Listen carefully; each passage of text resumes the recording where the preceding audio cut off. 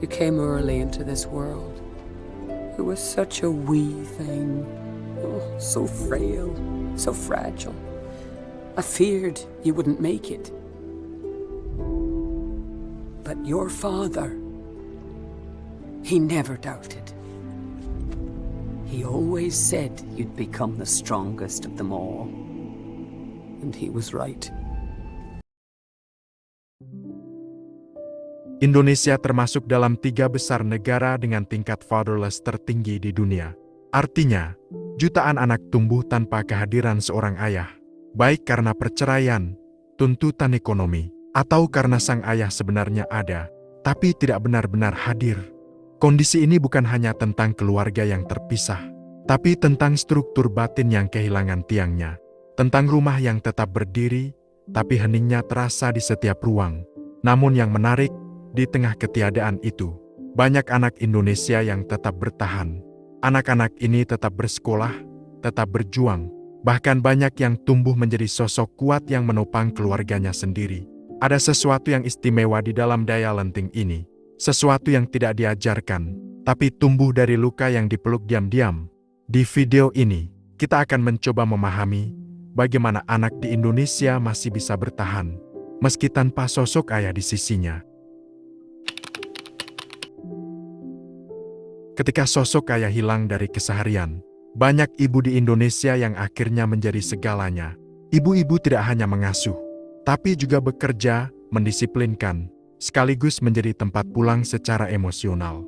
Dalam diam, mereka memegang seluruh peran, dari memberi makan hingga memberi arah. Di banyak keluarga, anak belajar tentang kasih sayang, ketegasan, dan arti tanggung jawab. Semuanya dari satu sosok yang sama. Pola ini, meski berat, membuat banyak anak tetap bisa merasa punya rumah.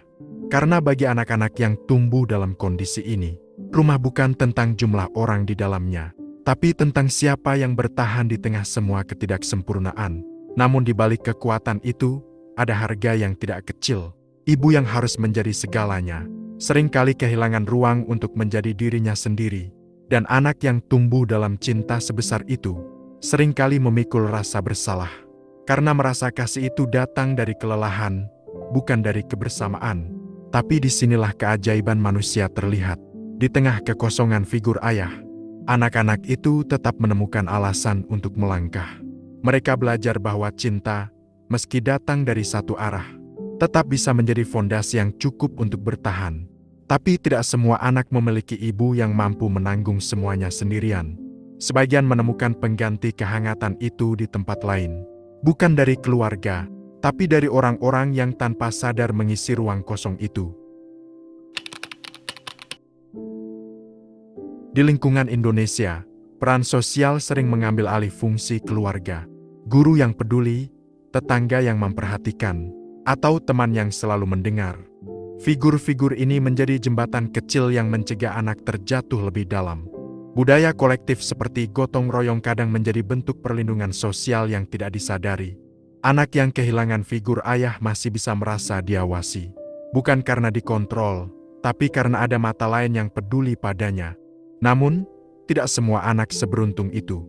Ada yang tumbuh di tengah lingkungan yang keras, di mana tidak ada ruang aman untuk berbagi, tidak ada telinga yang mau mendengar. Disinilah perbedaan besar terjadi antara anak-anak yang bisa tumbuh menjadi kuat dan anak-anak yang perlahan kehilangan arah. Fakta ini menunjukkan satu hal penting, bahwa manusia sebenarnya tidak hanya butuh sosok ayah, tapi butuh sistem sosial yang berfungsi sebagai jaring kehadiran. Ketika sistem itu rapuh, fatherless bukan lagi sekedar masalah keluarga, tapi masalah budaya yang membentuk arah generasi. Kehilangan figur ayah tidak selalu membuat seseorang berhenti. Justru, dalam banyak kasus, kehilangan itu menjadi pemicu lahirnya ketangguhan baru. Bukan karena mereka siap, tapi karena mereka tidak punya pilihan lain. Banyak anak fatherless di Indonesia tumbuh dengan kedewasaan yang datang terlalu cepat. Mereka belajar menanggung beban yang seharusnya belum perlu dipikul. Belajar menenangkan diri tanpa tempat untuk bersandar. Psikologi menyebutnya forced maturity. Kedewasaan yang lahir bukan dari proses, tapi dari kebutuhan. Anak-anak ini tumbuh menjadi pribadi yang mandiri, kuat, dan tampak tegar. Namun di balik kemandirian itu, tersembunyi rasa kehilangan yang tidak pernah sempat dirawat. Pribadi-pribadi ini belajar menyelesaikan masalah sendiri, tapi tidak tahu bagaimana meminta tolong. Mereka terbiasa menahan emosi, tapi lupa bagaimana rasanya dipeluk.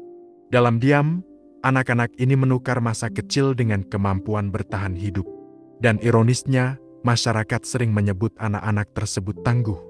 Padahal ketangguhan itu tidak lahir dari kekuatan, melainkan dari keharusan untuk bertahan di dunia yang tidak memberi ruang untuk rapuh.